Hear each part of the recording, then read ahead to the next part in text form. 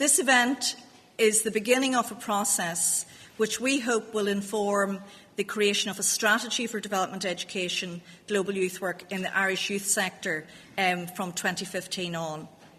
We've set a very challenging agenda for the conference, which means that I'm really relying on you to kind of keep to time. And in terms of what we have set for ourselves as outcomes of the conference, we hope by the end of it that we have a better sense and understanding of the links and benefits between development education, global youth work and the youth sector, locally, nationally and globally. That we have a better understanding of the challenges and opportunities for development education, global youth work in the youth sector, currently and going into the future. And that we are encouraged, we have encouraged a stronger commitment to development education, global youth work in the youth sector by youth organisations, by policymakers and by funders of youth work and development education.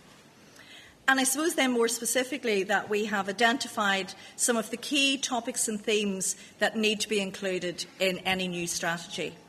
Prior to the conference, we have already agreed that MYCI and IDEA will work together on establishing a task group to develop and articulate a development, education, global youth work strategy for the youth sector from 2015.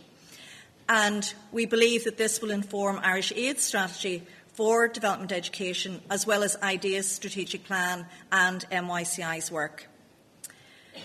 Today, we live in a time of Facebook, Twitter, Instagram, YouTube, Skype, Snapchat, etc. We live in a time of very rapid change and upheaval, and even revolution with regard to education, to thinking, exploring our values and beliefs, and in our interactions with others, both on and offline. Within our own communities and increasingly with those whom we have never met, but whom we have heard about. All of you who have played online games, participated in Google Hangouts, or even have signed an online petition will know that more than ever before, we live the global every single day. Development education in youth work aims to support young people to increase their awareness and understanding of the interdependence and unequal world in which we and they live in, through a process of interactive learning, debate, action and reflection. Development education challenges perceptions of the world and encourages, and I think most importantly, encourages young people to act for a more just and equal society at a local, national and international level. For MYCI and its Development Education Advisory Group, quality development education is critical, and it shares many of the same values and principles as good youth work, such as starting where young people are at, valuing young people's own views, learning through participation, promoting equality and diversity, responsibility and mutual respect. For over 30 years, the youth sector in Ireland has been involved in global justice, human rights and development education activities and action. Indeed, the youth sector in Ireland is acknowledged as a leading exponent of good practice and has been a significant influence on other youth and development education practitioners undertaking similar work throughout the world.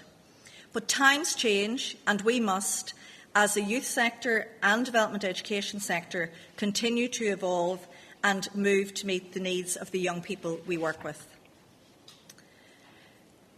This involves, capacity building for the youth sector, engaging with Europe and the wider world, engaging with One World Week, linking in and working with European and world partners, and promoting good practice.